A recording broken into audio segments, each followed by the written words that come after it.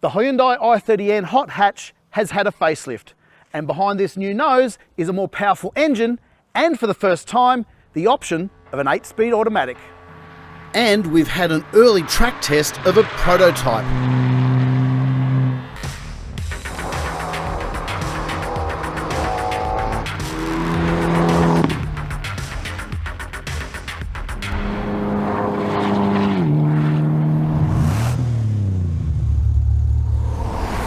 Behind this heavy camouflage is the updated version of the Hyundai i30N.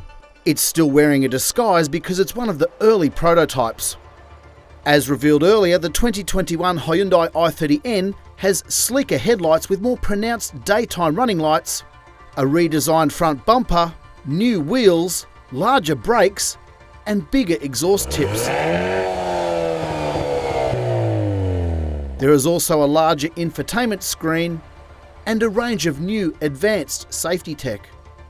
The 2-litre turbo 4-cylinder has had a boost in power and torque to 206 kilowatts and 392 newton metres. But the big news is the option of a new 8-speed dual-clutch automatic. The Hyundai i30N facelift is in the final stages of development, and the first cars are due in Australian showrooms in the first half of 2021. As is the case with today's model, there will be 2 body styles, a 5-door hatch and a 5-door coupe, with 2 levels of equipment, standard and luxury.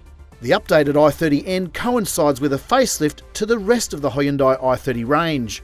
Hyundai Australia was sent 2 early prototype i30N fastbacks for validation and to fine-tune a local setting for the active suspension.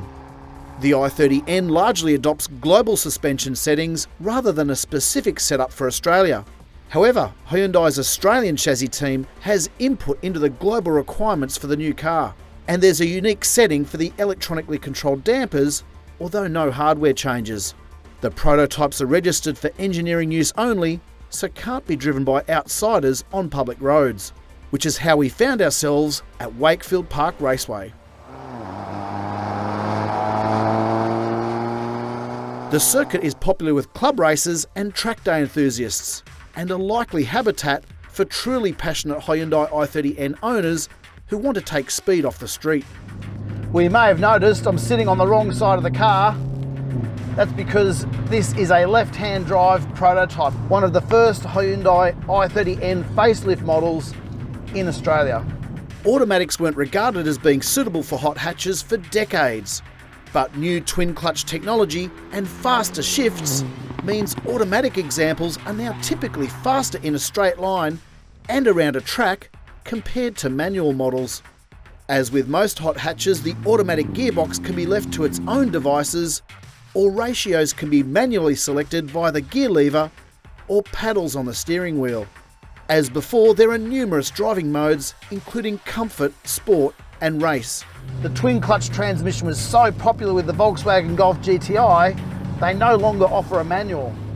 So the fact that the Hyundai i30N has sold so well, even though it's been manual only, is a testament to its popularity. Now that the Hyundai i30N has an 8-speed twin-clutch automatic, it's going to open this car up to a whole new range of buyers. Oh, feel that. The suspension's had a tweak too, and the engine has a touch more power. It's really towy, and those bigger brakes up front are a welcome improvement. In the automatic, the electronics are so clever they can detect when the car is being driven on a racetrack. Hyundai calls it grin mode. Throttle position sensors and G-force sensors signal when the car is being driven to its limits, and the transmission responds by changing the optimum moment up or down gears. On a track, the new i30N feels as easy to drive as a Dodgem car. It does everything so effortlessly. Once you learn to trust that the gearbox won't put a foot wrong, you can drive deeper into corners and smoother on exits. The gear changes are instant. It just slams through the gears. This is the gearbox this car has been waiting for. She's a beauty. Feel that.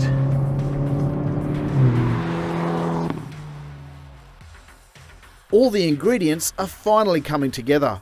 It's as if the Hyundai i30N has gone to finishing school. There's no doubt the 8-speed automatic transforms the i30N to a new dimension on a racetrack. However, we don't know what it's like in the bump and grind of daily traffic, how fussy it is when making a 3-point turn, or reverse parking on a steep hill, all of which are typical bugbears of dual-clutch autos. Of course, we'll reserve final judgment until we test the production version on local roads. But if the prototype's a guide, the early signs are good. Be sure not to miss out on any further updates by clicking the subscribe button below.